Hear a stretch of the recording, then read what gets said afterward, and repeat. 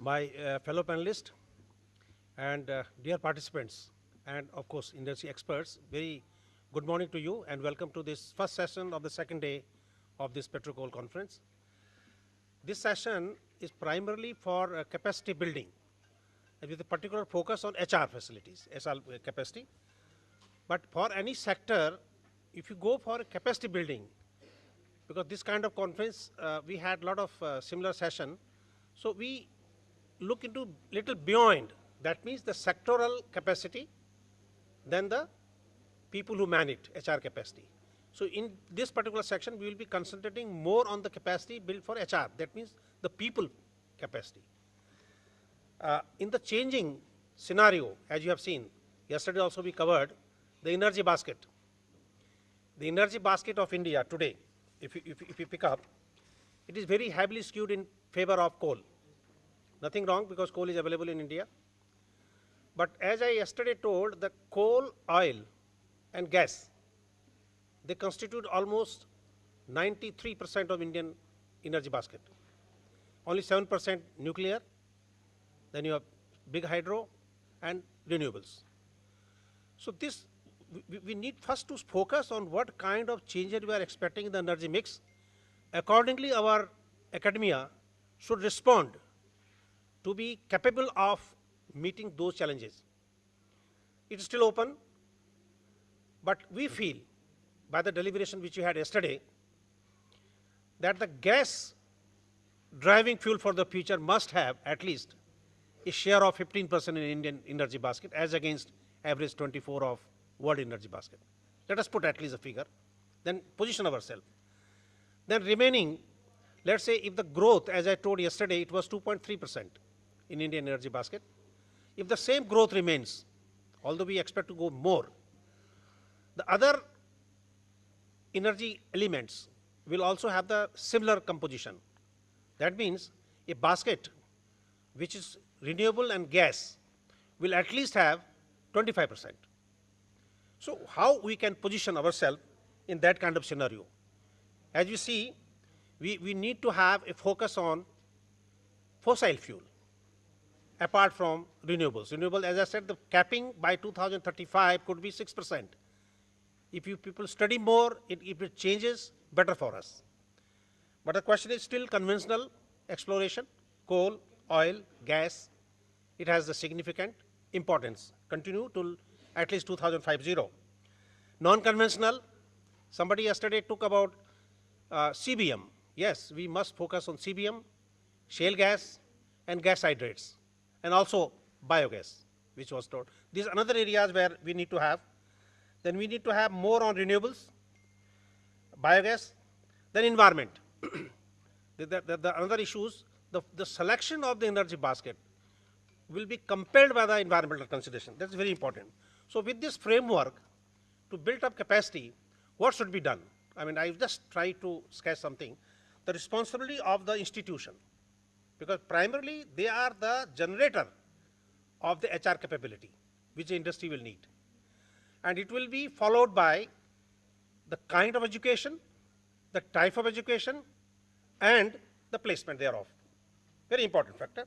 So I was thinking, why not to have the structured program, excuse me, like the academia responded to the call of the industry way back in 2000, after 2000, primarily 2003 onward.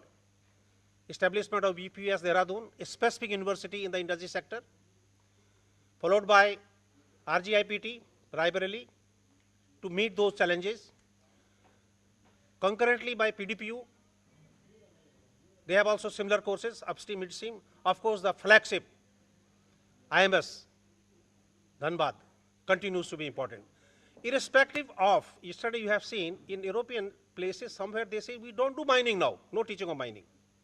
But we still need, because our energy basket is almost 56% plus coal, which will continue. So we have to see our area where we need, then we need to have a periodic review.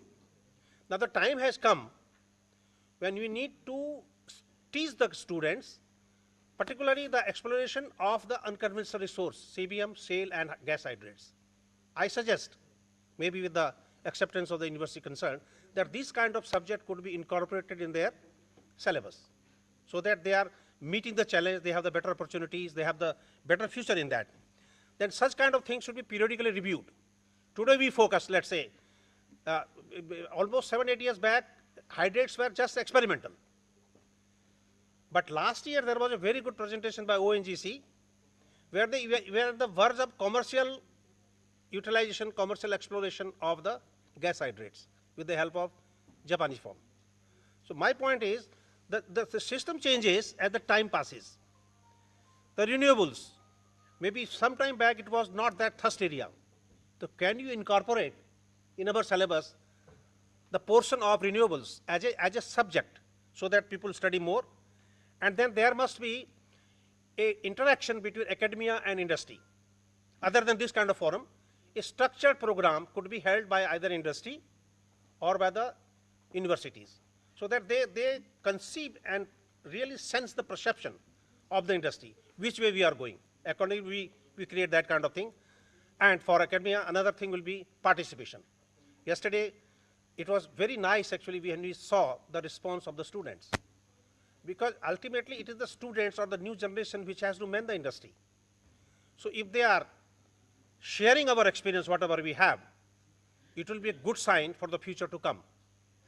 So that we say the participation of the students on this kind of conferences and workshop will also need to be encouraged by the institutions. And of course, by the organizers, as you have that concessional entry fee. Then what should be done by the industry? Industry should do, first of all, they should try to devote or depute the experts from them to the academia. At least a visiting faculty or a guest lecture, something. That is very essential, because they will be actually stimulating the students in that direction, which is very, very important to come up. Then attend industry academia institute meet. As I was suggesting, it should be both way actually, it cannot be one way. They should also encourage to attend. Then industry should support academia by sponsoring the event in their own colleges. I last attended one very good event by UPS. It was Society of Petroleum Engineers, Indian chapter. I mean, it was so heartening, so good, that all students themselves arrange the program.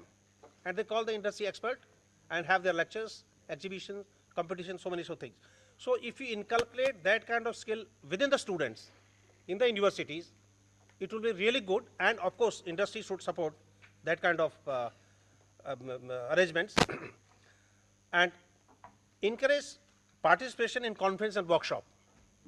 Industry should depute that. So this kind of thing, if you have industry and academia, I feel our HR will be strong, our industry will be strong, and future will be strong. In particularly, let's say a system, I call it a hexagon of HR.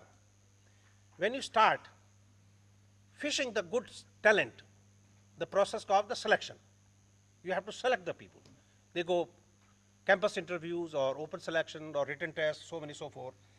Then the industry has to train them, so that the skill which they have earned or they have been inculcated is developed for a industry specific. Then train them, then place them, let them give the free hand to work. So they develop the skill, they develop the expertise, then review. Annual CR, you have HR experts here, so you will be deliberating a lot of things. So you review. What are our review mechanism? It has to be positive. It is not that I like his face, so he's number one. No. There has to be a structured evaluation system. And it does have today in the industry. And then after review, they say, no, this fellow has been wrongly placed here, or he has developed a very good skill. He needs to be in such and such other department. The operation to maintenance to, let's say, project to IT skill. You do not know. So therefore, it has to be a continuous process, then reposition him, the hexagon of HR. It's very interesting actually. So with this particular session, we should be thankful to the organizer of this event, Dr. Garg, who has given such a plenary session focused on HR skill development. It's very interesting actually. So I think everyone will be much interested to know. Since it is an open session, we will not have very structured, rules and regulations. People will be free to speak extempore. They can read out their messages. They can have a presentation by PowerPoint presentation. All the options will be open so that the communication from this desk to the audience is fully utilized, more practical, and more absorbing. With this, I think I will open this session for the speakers. The first speaker, I think you want to.